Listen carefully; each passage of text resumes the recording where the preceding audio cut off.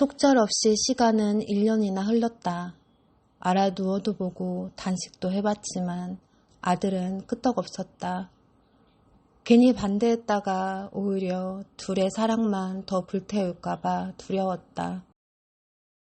그래서 나는 시간이 해결해주기만을 바라보며 지켜볼 수밖에 없었다. 이별의 통보를 고대했지만 그들은 결국 결혼을 추진했다. 그렇게 단호하게 결심에 찬 아들의 모습은 처음이었다. 신우의 말대로 어쩌겠는가, 자식 이기는 부모가 있던가.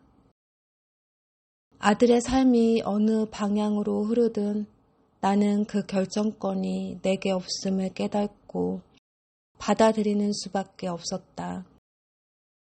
그래, 너의 삶은 내 것인데 내가 뭘 어찌하겠니.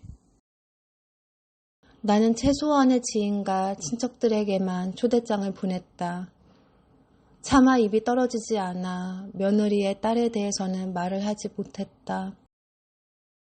신우이를 통해 이미 다 알 테니까 구태여 내 입으로 고해성사하듯 이야기하고 위로 비슷한 말을 들으며 가슴을 더 후벼 파이고 싶지 않았다. 아들은 꼭 배우 같아 보였다. 아까운 내 아들, 바보 같은 녀석. 잘 살아라. 내 선택이니 꼭 잘 살아야 해. 하촉 저맛때였다. 신부 어머니와 내 사이의 분위기는 남들이 보기에도 편하지만은 않았을 것이다. 우리는 서로 눈도 잘 마주치지 않았고 냉랭함과 긴장감만이 잔뜩 흐르고 있었다.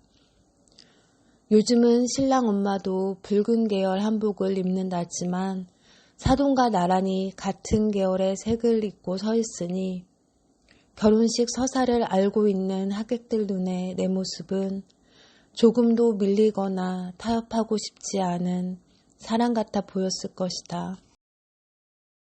편지를 낭송하려는데 눈물이 터져 나왔다.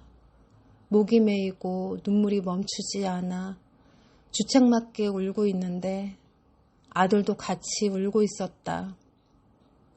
내 앞에서는 한없이 당당하고 자신만만하던 그 녀석이 꺼이꺼이 울고 있었다.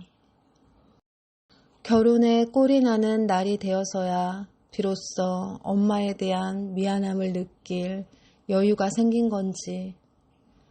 평소 나는 결혼식에서 펑펑 우는 사람들을 보면 결혼한다고 안 보고 살 것도 아닌데 누가 죽은 것도 아닌데 싶어 괜히 거북한 마음이 들곤 했다.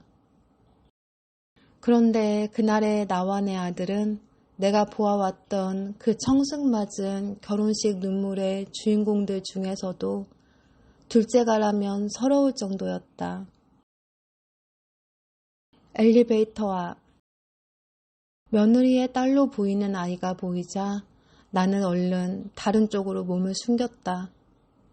아이를 진심으로 받아들이지 못하는 내 모습이 다른 사람들에게 들킬까봐 피하고 만 것이다. 훗날 돌이켜보면 그날 결혼식에서의 내 모습은 처음부터 끝까지 성숙하지 못한 모습뿐이었던 것 같다.